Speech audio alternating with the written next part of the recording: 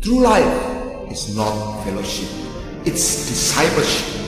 It's not living. It's life. It's not religion. It's kingdom.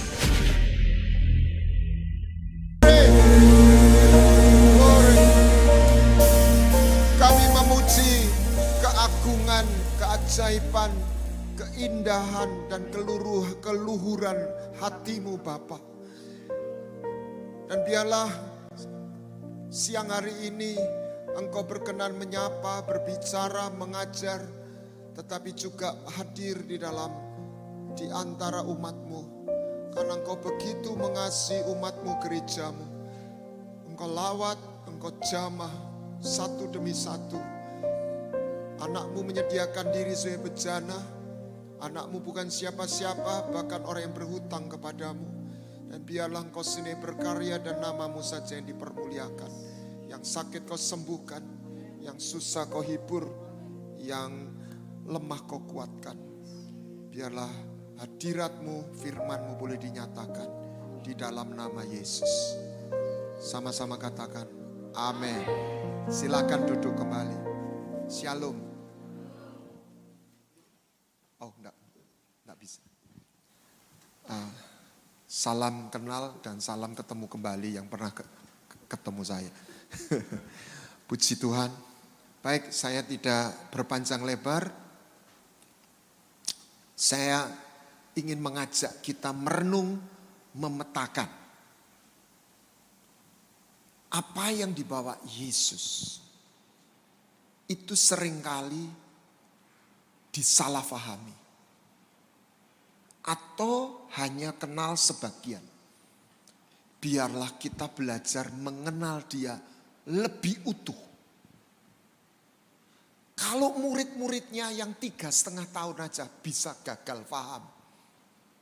Apalagi kita. Bukan berarti mereka enggak selamat. Bukan berarti sesat. Paulus berkata, dulu kami menilai Kristus dalam kemanusiaan kami. Maria Magdalena sangat mengasihi Yesus. Tetapi bukan berarti dia faham. Biarlah pengertian kita termasuk saya bertumbuh. Karena tujuan dari kita dipanggil bukan hanya diselamatkan. Tetapi mengenal Dia. Mengenal Dia.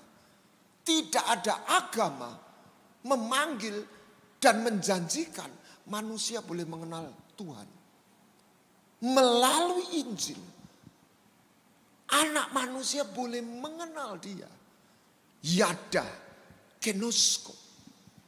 Doa Bapa kami, itu adalah satu peta rohani dari Bapa.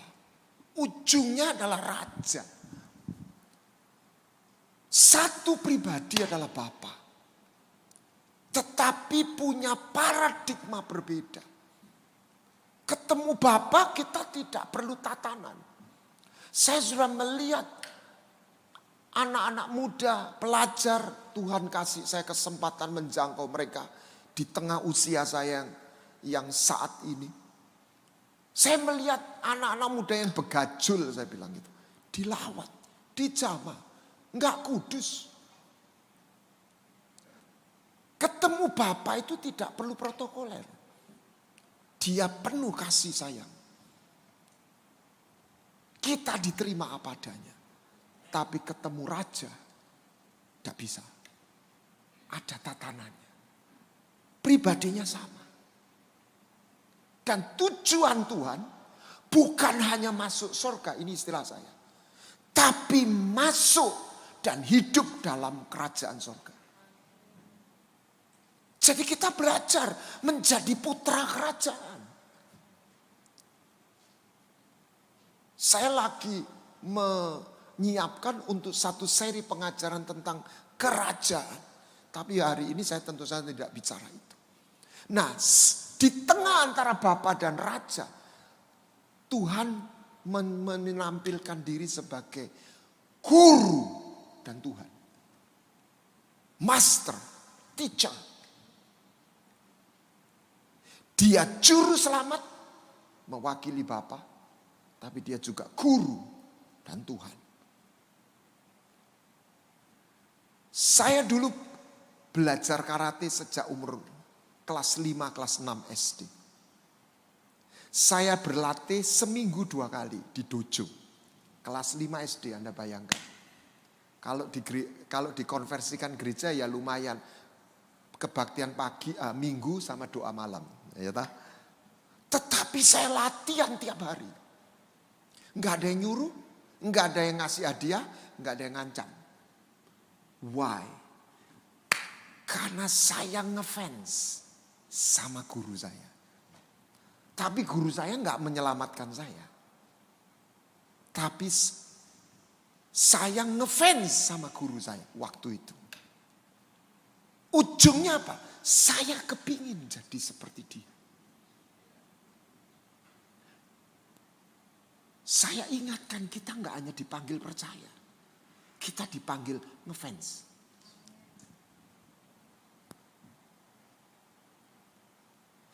Yesus itu bukan cuma baik.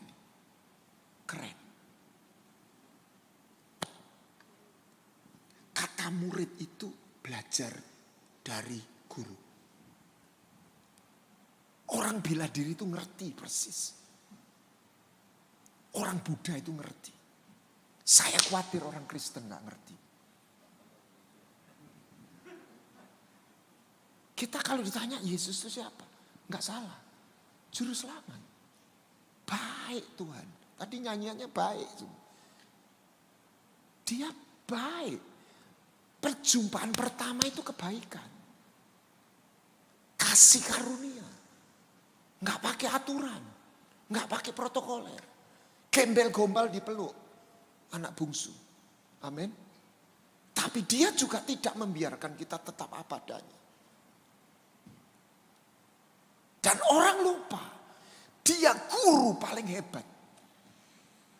Dengan segala hormat, Buddha itu luar biasa. Agak mirip juga, muridnya juga 12. Nggak tahu dengan angka 12 itu apa.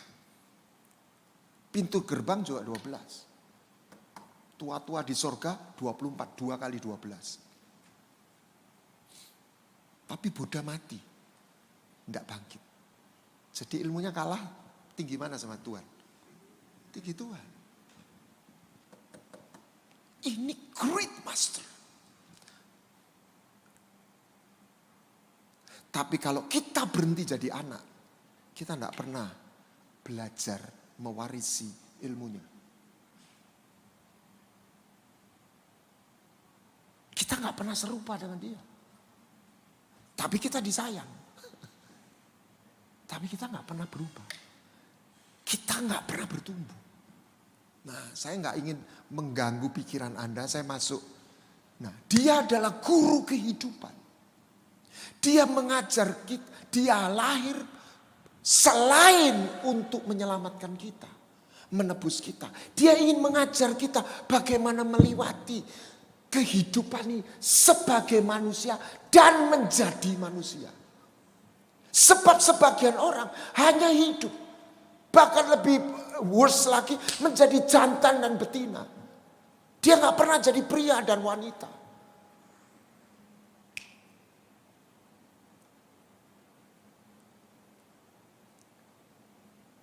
Kita gak lahir hanya untuk hidup. Itu sapi, itu ikan, itu ayam. Lahir untuk mati. Makan, disembelih.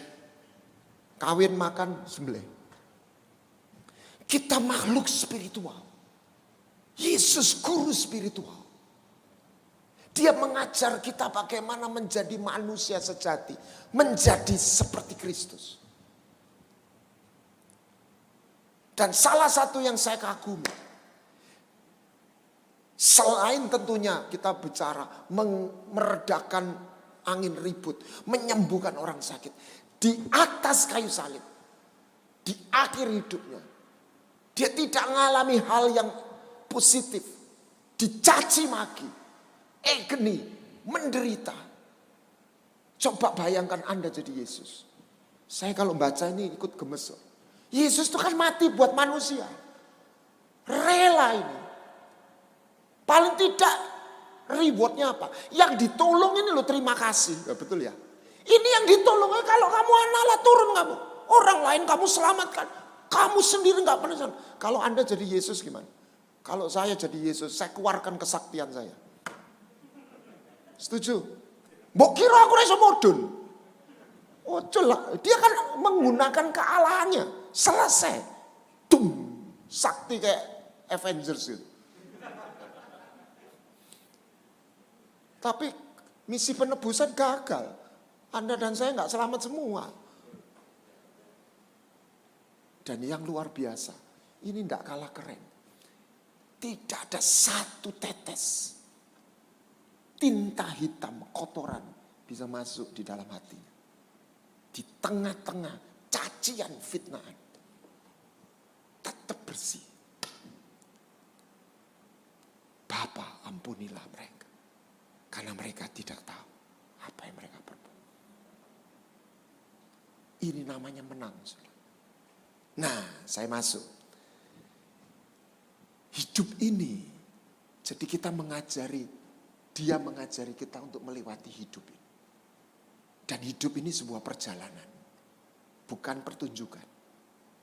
Life is a journey, melewati lorong waktu. Dan dia guru kehidupan. Dan sejalan waktu, musuh yang harus kita atasi itu apa? Istilah saya, ketuaan. Kata tua, saya tidak bicara jasmani, fisik. Itu pudar, habis energi, obsolete, tawar hati. Slide nomor 1. Life is a gift. Slide nomor 1. Tolong ditayangkan. We never created. It's a gift. But we are called to make it. Kita lahir untuk mengalami kehidupan. Dan firman mengajarkan. Mereka yang tinggal di dalam baitnya memuji. Tinggal dalam dimensi, saya terjemahkan. Dimensi sorgawi. Dan mereka yang menaruh kekuatannya di dalam Tuhan. Sekalipun dia melintasi lembah baka. Satu area yang kering dan membuat lelah dan capek. Ia mengubah menjadi tempat yang bermata air. Dan mereka berjalan makin lama apa? Makin kuat. Bagaimana itu bisa terjadi? Melewati padang gurun, slide nomor 2. Tuhan katakan, jubahmu gak rusak, sepatumu gak rusak.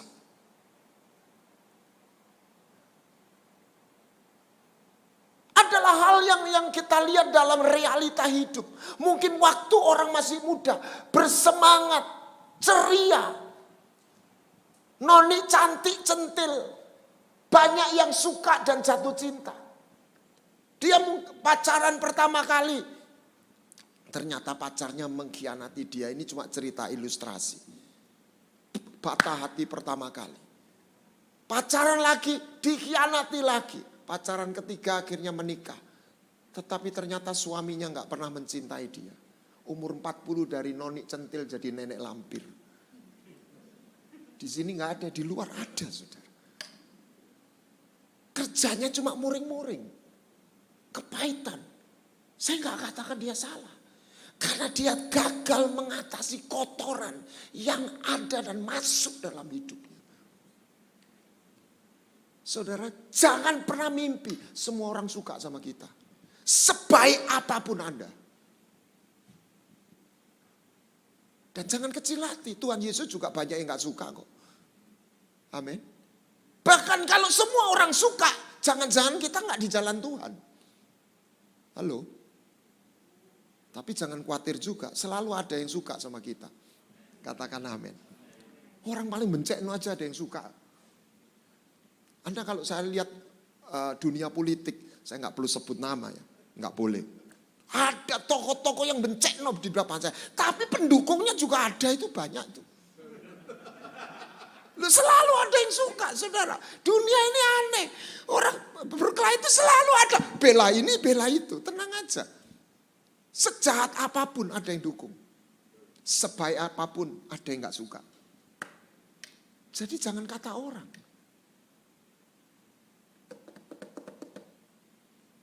Nah, lihat. Nomor 3, slide nomor 3. Apa bedanya Musa dengan Eli? Musa umur 120 tahun tidak pernah dikatakan tua. Enggak tua dia, enggak pakai kacamata, permisi. Saya enggak ngomong Anda enggak boleh berkacamata. Ini 120 tahun loh, bukan engkong loh, kongco. Lebih dari kongco loh.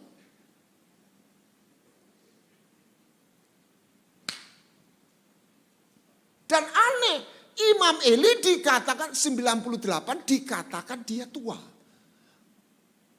Alkitab ini salah. Yang 120 tahun enggak dikatakan tua. Yang 98 dikatakan tua. Next. Dan dia mati dikatakan dia sangat tua. Dia telah tua. Telah tua. Permisi, gemuk lagi. Apa itu gemuk? Big but not strong. Permisi, saya nggak bicara fisik, saya bicara gambaran. Hati-hati dengan obesitas dan kebutaan rohani. Tapi gimana? Jalannya waktu terlalu banyak virus, bakteri. Kita punya mobil atau sepeda motor aja, lihat sekernya kalau sudah dipakai berapa tahun. Keraknya banyak. Nah, bagaimana kita punya teknologi untuk bisa cuci. Ilmu kesehatan itu menunjukkan, ini analogi rohani.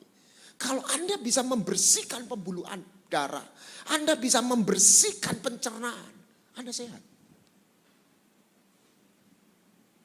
Amin. Enggak ada bayi umur 5 tahun kena darah tinggi. Kenapa? Karena kotorannya belum numpuk. Tetapi Anda bisa umur 60, enggak ada kotorannya. Kalau kita tahu dan bersedia menjalani pembersihan. Amin. Nah, satu transformasi dari noni centil jadi nenek lampir. Tetapi kalau orang ini berjalan sama Tuhan, dia tiap kali dibersihkan. Umur 40, 50, 60, dia jadi nenek lincah. Sekalipun pernah dikhianati, sekalipun pernah mengalami hal yang gak enak. Dan Tuhan menjadi manusia. Dia dikatakan bukan banyak kesusahan, dikatakan dia he is a man of sorrow.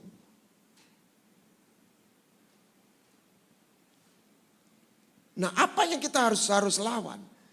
Kecewa. Slide nomor berapa ini? 6. Ini bicara hati. Jaga hatimu, jangan tua. Tubuh boleh tua. Tapi kalau bisa ya jangan cepet-cepet. Jaga hati kita nggak tua. Kamusnya anak muda itu apa? Coba gimana? Jatuh cinta. Orang tua. Opo kuwi? Udah gak ada. Jadi kalau Anda jatuh cinta, Anda gak tua. Loh, coba pikir. Ini ada cerita di Panti Jompo di Surabaya. Yang nulis Dahlan Iskan. Jadi mak sama engkong mungkin keluarganya gak mampu merawat atau bagaimana. Mereka duda janda masuk Panti Jompo. Ya, kamarnya sendiri-sendiri tentunya tetap. Tapi kalau breakfast, lunch, dinner, kumpul. Nah, karena tiap kali ketemu, enggak tahu gimana satu hari satu engkong ini kesetrum sama emak. Ini saya baca di Jawa Pos, benar, many years ago. Dan dia selalu menunggu kapan bisa makan bersama dan bisa ketemu emak. Dan unik, kalau engkong tuh lihat emak itu ngomong-ngomong sama engkong lain, cemburu dia. Wah, saya baca ini ketawa, tapi saya nggak tertawa. Dan yang aneh lagi, mak ini kalau pagi mandi, setelah mandi salin langsung keluar. biasanya. Setelah itu enggak.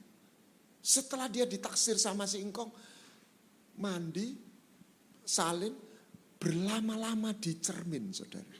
Ngoco, dandan. Iya. Ketika orang jatuh cinta, dia akan kepingin cantik. Ketika Anda jatuh cinta sama Yesus, Anda ingin kepingin cantik. This nature. Bukan karena peraturan. Ini hubungan. Amin. Saya ketawa tapi saya tidak mentertawakan cerita. Saya justru bilang, orang ini dapat anugerah. Why? Jatuh cinta. Sekalipun usianya udah tua. Rasa dan cinta. Makanya garam. Garam itu punya rasa. Passion. When you be filled with the Holy Spirit, engkau akan menemukan kasih, gairah, visi. Seperti Kaleb, umur 85. Ini juga bukan engkong, ini kongco juga. Kekuatanku masih sama.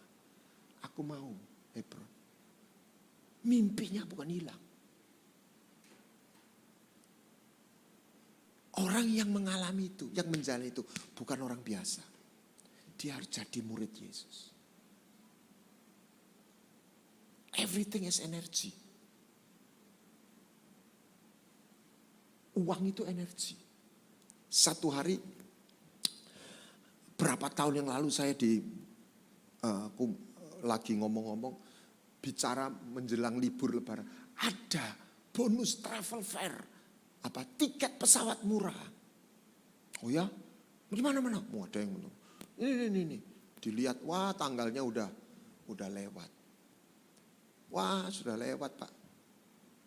Tapi teman saya yang satu itu nyeletuk sesuatu yang buat saya itu bermakna.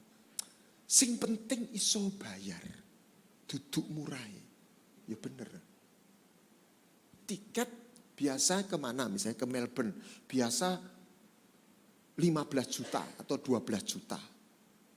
Tapi diskon tinggal 7 juta. Tapi randuwe duit. Ya podoe ra iso tuku. Ya tak? Tiket biasanya 12 juta, high season jadi 15 juta. Tapi bisa beli. Sing berangkat yang bukan besarnya masalah. Seberapa kekuatannya untuk mengatasi.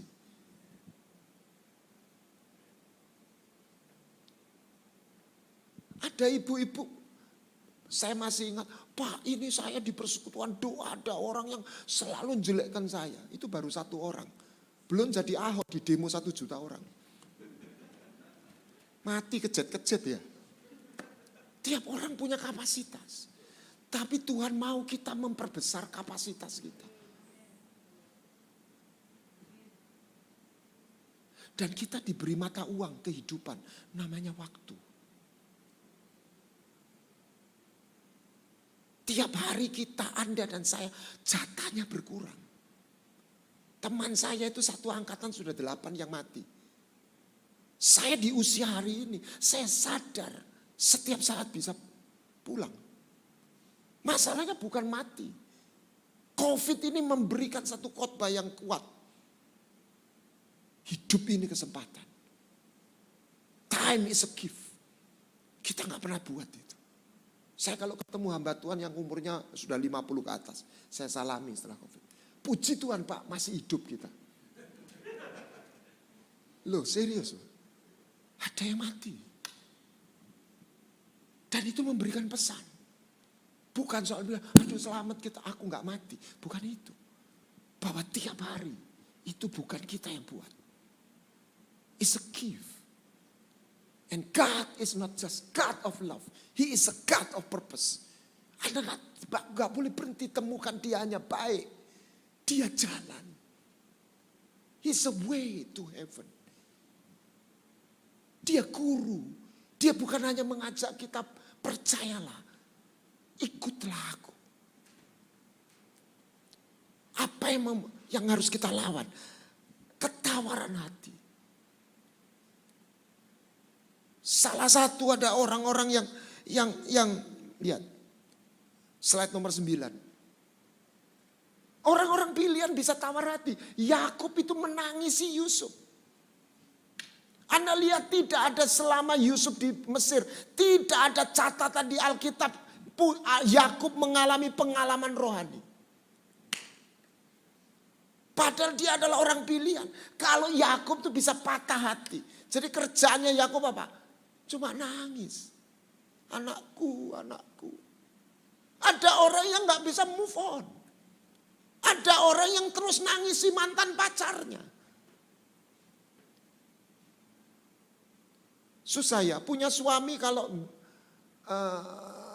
bencekno juga hidup tidak bahagia. Tapi kalau suaminya baik, terus mati juga menjadi patah hati. Tidak ada yang abadi di dunia ini. Kita harus memahami tentang hidup ini. Amin. Yakub begitu mengasihi Yusuf, anaknya yang dia sayang. Esau itu gak bisa mengampuni. Akhirnya jadi Edom yang terkutuk. Jangan kehilangan rasa dan cinta.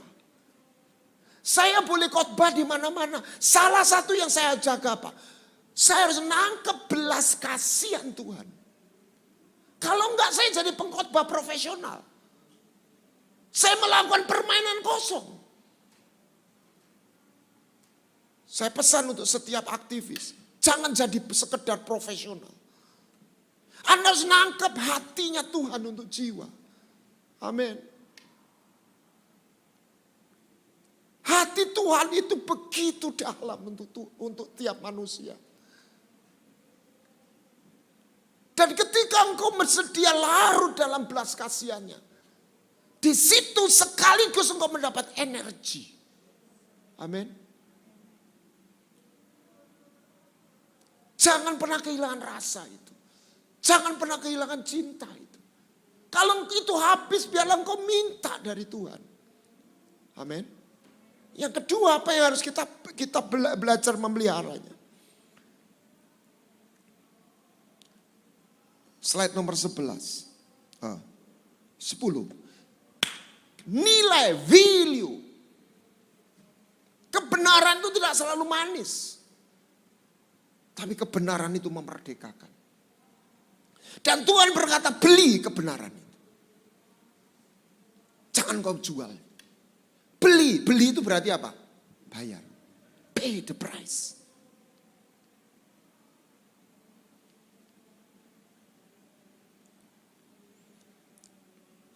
Terus slide nomor 10 ya. Ya. Slide nomor 13. Eli telah sangat tua. Dia sudah tidak stand firm dengan nilai-nilai. Dia orang yang punya otoritas sebagai imam. Anaknya kurang ajar. Dia bukan hanya tidur dengan perempuan-perempuan di pintu kemah ibadah, pelacur bakti. Tetapi yang lebih kejahatan terhadap Tuhan, dia menghina korban sembelihan. Perjamuan kudus, simbol perjanjian. Diambil. Kenapa Eli gemuk dan buta? Dia sakit diabetes. Kenapa? Dia makan soto jeroannya buatan Hofni dan Pinehas. Itu jeroannya diambil. Mestinya untuk Tuhan. Anaknya durhaka. Dia cuma bilang, ojo ngono nak. Dia gak mau fight. Next. Ada seorang raja namanya Yoas. Diselamatkan. Waktu dia kecil mau dibunuh sama Atalia. Anaknya Isabel. Dan dia didampingi oleh Imam Yoyada. Selama hidupnya Imam Yoyada. Dia melakukan benar di hadapan Tuhan. Tetapi waktu pengasuh pembimbing rohaninya mati.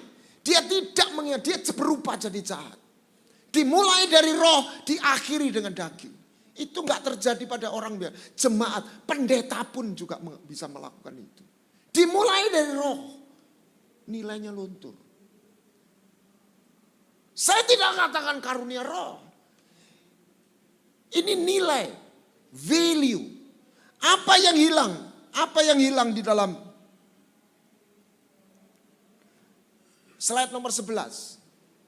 Apa nilai utama di dalam kerajaan Allah yang tidak dimiliki oleh ahli Taurat? Keadilan, belas kasihan, kesetiaan. Pegang itu. Saya bisa keliling kemana-mana, tapi kalau saya kehilangan belas kasihan, saya harus belajar apa yang namanya kesetiaan, faithful.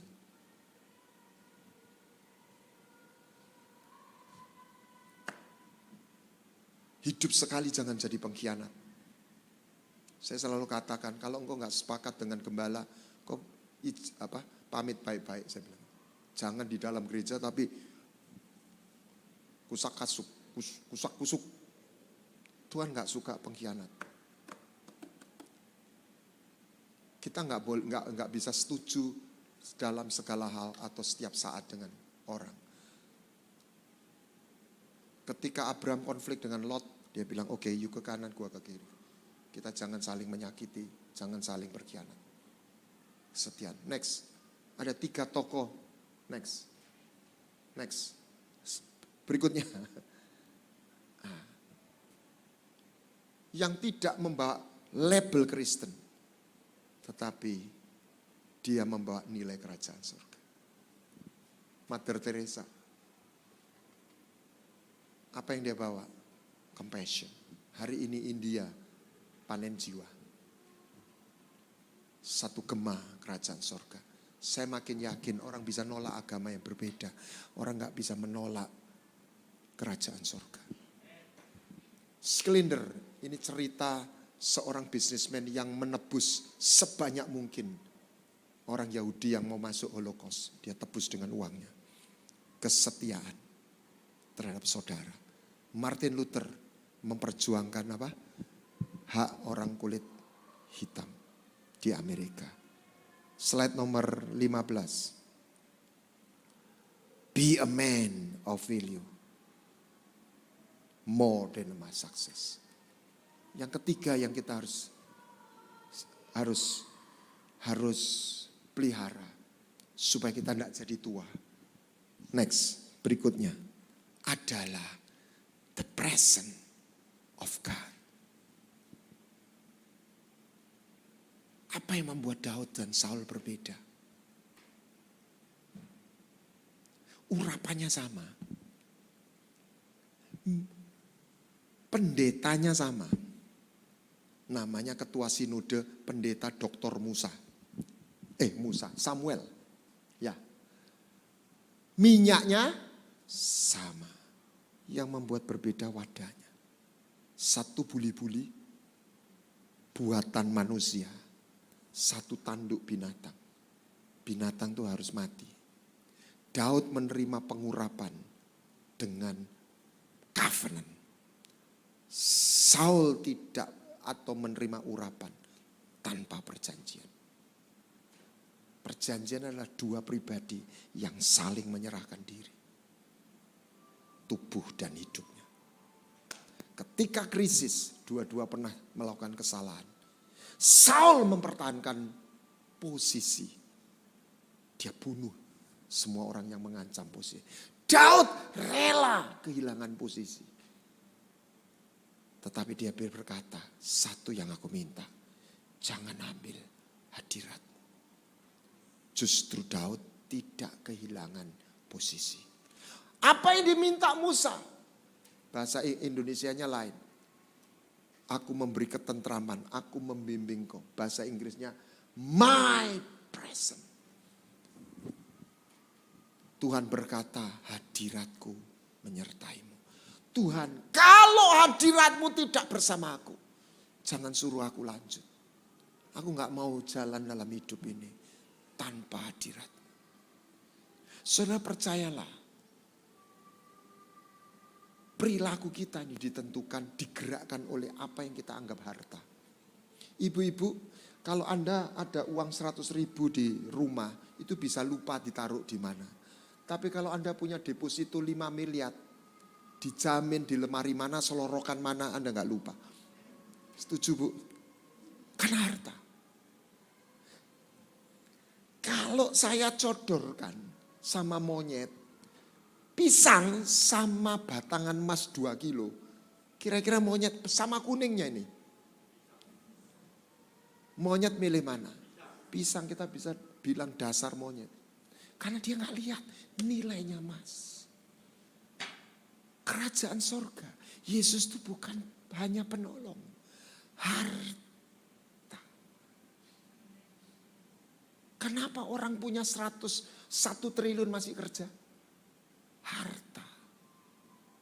Kenapa Yudas mengkhianati Yesus? Yudas gak benci Yesus.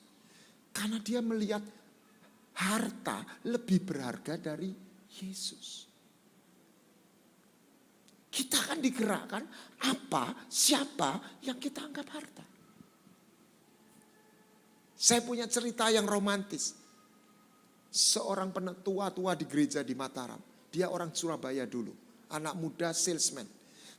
Pacarnya di Mataram. Tiap akhir minggu, Jumat malam. Dia naik itu Yamaha atau CB100. Tahun berapa itu. Ke Mataram. Saya bilang tiap minggu. Tiap minggu. Naik sepeda motor. Gilimanuk tembus langsung. 2 pelabuhan. Naik sepeda motor belum ada tol. Tiap minggu. Wah, berbahagialah pacarnya itu. Luar biasa. Kenapa dia melakukan itu? Karena pacarnya harta. Think about it. Think about it. Kalau penolong, kita ini gedu kalau lagi sakit, pikiran kita apa? Gimana sembuh? Kalau sudah sembuh, masih gedu enggak? Ya enggak lah. Betul ya? Orang bangkrut, gedu doa puasa. Pulih bahkan diberkati. Punya uang 100M. Masih doa puasa? Enggak lah. Tapi kalau Yesus itu harta, engkau sukses, engkau sampai ke jadi miliarder pun, engkau akan kejar dia. Saya enggak meremehkan Anda, tentunya kita semua. Itu orang yang kejar hadirat Tuhan bukan orang biasa. Saya kasih tahu dia bisa sumbang bait Allah untuk pekerjaannya. 3.000 talenta emas. Saya konversikannya. 1 talenta itu sekitar 34 sekian kilo. 35 kilo. Bayangkan saat ini emas kurang lebih 1M. 35M kalikan 3.000. Daud punya uang 100 triliun lebih. Tapi orang ini rela kelepas. Satu yang dia gak minta. Saya bilang, jangan diambil ini. Your present. Anda boleh kaya. Kita boleh sukses. Katakan amin. Tapi apa yang kita anggap harta terindah. Kalau itu hilang Anda akan cari. Dan kita gak ingin kehilangan. Kalau itu Anda lihat harta. Masalahnya banyak orang melihat Yesus itu penolong. Bukan harta.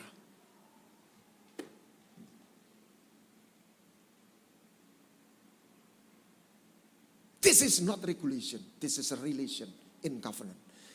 Kalau ini ada burung merpati di sini. Dan ini dari emas.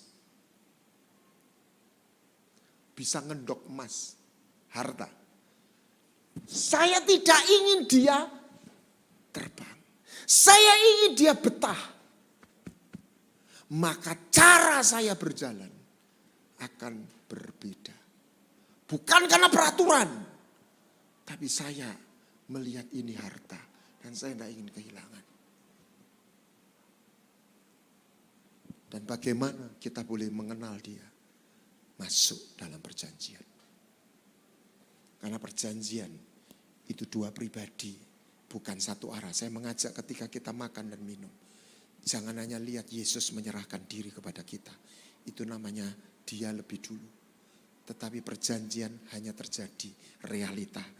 Ketika 2 orang saling menyerahkan tubuhnya dan hidupnya yang diwakili darah. Yang terakhir, Keluaran 24 ayat 8, tolong ditayangkan. Mohon maaf, waktunya kelewat kira-kira.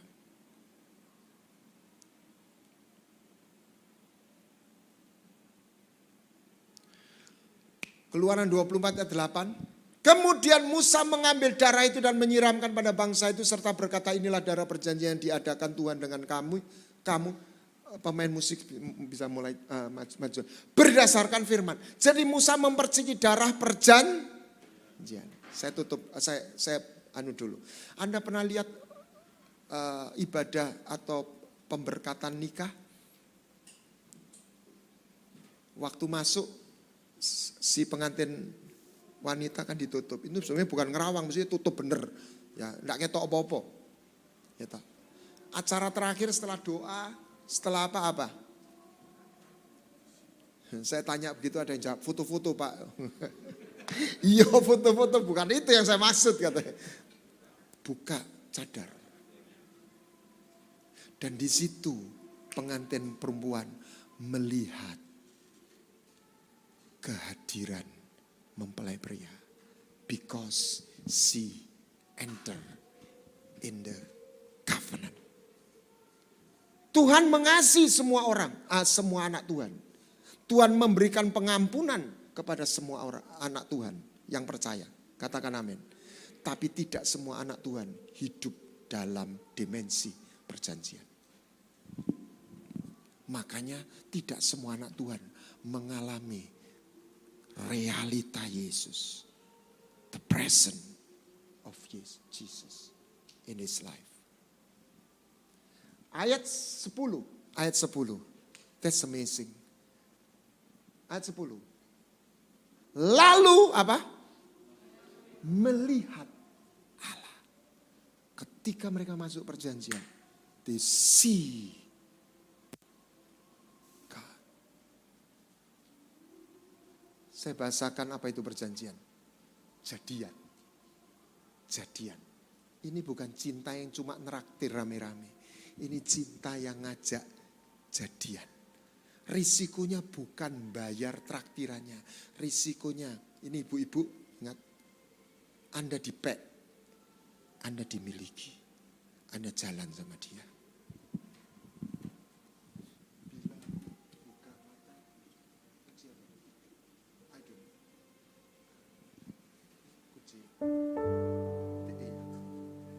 Kunci apa? Pemimpin pujian bisa bantu saya. Kunci apa? Apa tujuan salah satu? Mengenal dia. Kita jalan sama dia. Kita gak jadi tua. Hati kita penuh dengan rasa dan cinta. Saya masih ingat doa saya waktu saya di jamaah pertama kali. Tuhan jangan ambil cinta ini dalam hidupku. Hari ini 40 tahun lewat. By the grace of God, the love of God still dwelling in my spirit. Kenapa? Karena anugerah ya. Tapi yang kedua, karena saya menganggap ini harta. Aku gak ingin kehilangan. Saya bukan sempurna, tapi saya gak ingin kehilangan. Dan ketika kasih Tuhan mengalir, hati saya gak pernah jadi tua. Amin. Saya gak kehilangan rasa dan cinta. Haleluya. Saya jauh dari sempurna, tapi saya berkata, saya jadian sama Tuhan. Dan saya boleh berkata, pada saat kesesakan saya berseru, dia ada, dia hadir. Anda masuk dalam perjanjian, Anda akan lihat Jesus is real. Dia bukan cerita. Kenapa Yesus tidak real untuk semua anak Tuhan? Karena tidak semua anak Tuhan masuk dalam perjanjiannya. Kenapa hubungan intim hanya dalam pernikahan? Karena tidak ada keintiman di luar perjanjian. Marriage is a covenant. Anda mau beriadah dengan Allah, Anda harus masuk dalam covenant. Jadi beberapa pelayanan anak muda, ayo kita intim. Cannot. Tuhan suruh intim orang yang gak masuk dalam perjanjian, itu namanya perzinahan. Kenapa hubungan intim tidak boleh di luar pernikahan? Karena keintiman itu hanya dalam covenant. Amin. Siapa yang mau jadian sama Tuhan? Angkat tangan. Anda dipek. Apa yang diserahkan? Hidupmu. Your body. Your body. Bukan hanya hatimu, your body, holy. Dia mau makan kita. Saya suka dengan kata api memakan habis. Dia mau makan kita. That's worship.